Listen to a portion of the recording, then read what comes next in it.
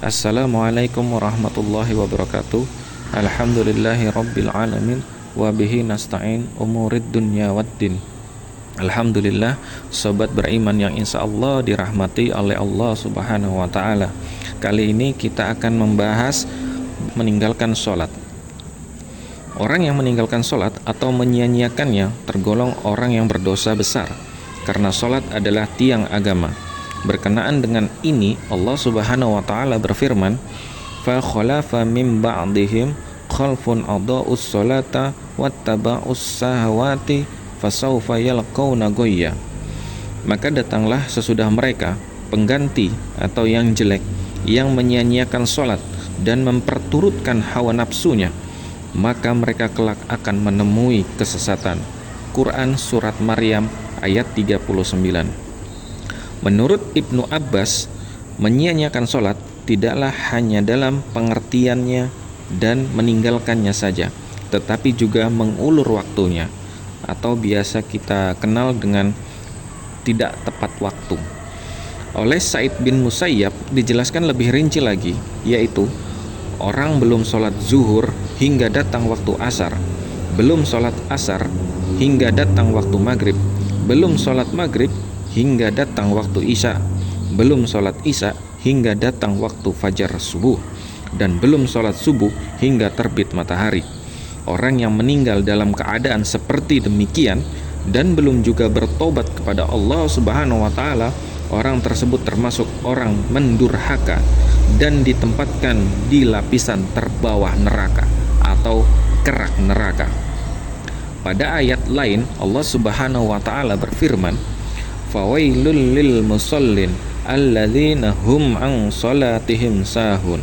Maka celakalah bagi orang-orang yang sholat, yaitu orang-orang yang lalai dari sholatnya. Melalaikan termasuk ke dalam meremehkan atau menganggap enteng.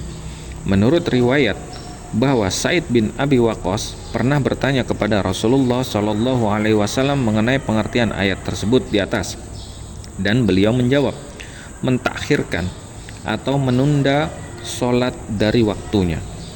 Orang inilah yang akan ditempatkan di kerak neraka, kecuali dia bertaubat kepada Allah subhanahu wa ta'ala dan menyesali perbuatan yang lalu itu.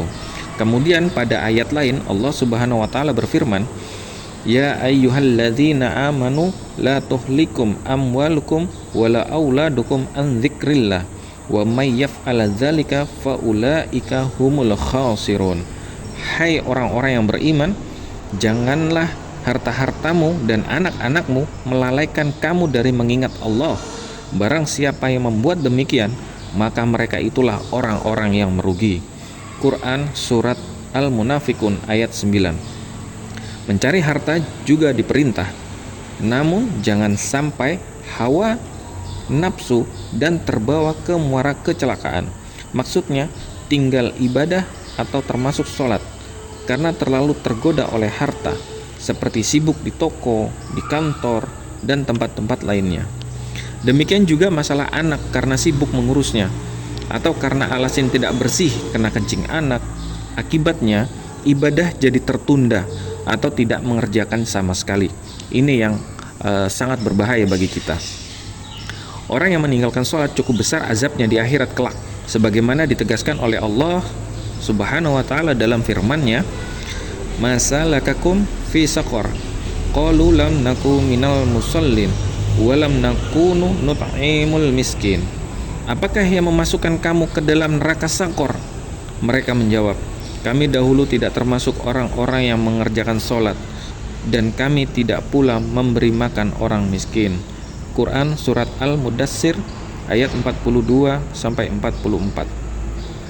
Sholat adalah sebagai pembeda antara seorang hamba yang taat dan hamba yang kufur.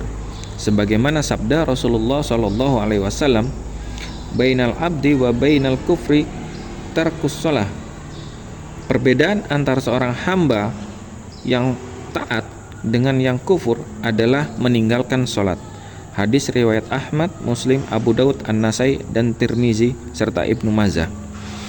Sebagian ulama mengatakan bahwa orang yang meninggalkan sholat karena sibuk mengurus harta akan dikumpulkan kelak di akhirat dengan korun, Orang yang sibuk dengan kekuasaannya dikumpulkan dengan Fir'aun. Orang yang sibuk dengan departemennya atau menteri-menterinya bersama Haman. Dan orang yang sibuk dengan usaha dagangannya dikumpulkan dengan Ubay bin Khalaf, yaitu pengusaha kafir Mekah. Kepedihan yang sangat mendalam yang akan dirasakan oleh orang yang tidak mengerjakan sholat ialah Allah berlepas diri dan tidak peduli kepada mereka.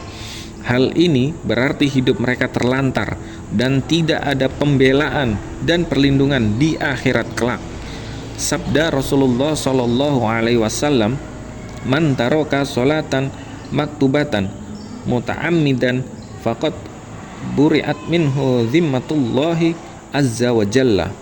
Barang siapa yang meninggalkan sholat fardu dengan sengaja, maka jaminan Allah azza wa jalla tidak ada kepada mereka. Hadis riwayat Ahmad dan Tabrani. Nauzubillah min dzalik. Hadis mengenai orang yang meninggalkan sholat sebenarnya cukup banyak. Namun dari beberapa ayat dan hadis tersebut di atas pun cukup memadai sebagai bahan renungan kita sebagai umat manusia, sebagai hamba yang beriman, bahwa betapa pentingnya kedudukan sholat itu dalam agama Islam. Sholat adalah tiang agama, dan tiap tiang ajaran agama yang lainnya tidak akan ada artinya atau amalannya akan sia-sia jika sholatnya tidak baik. Demikian pembahasan kita mengenai dosa besar, yaitu meninggalkan sholat. Subhanakallahumma wa bihamdika asyhadu an la ilaha illa anta astaghfiruka wa atubu ilaik. Wassalamualaikum warahmatullahi wabarakatuh.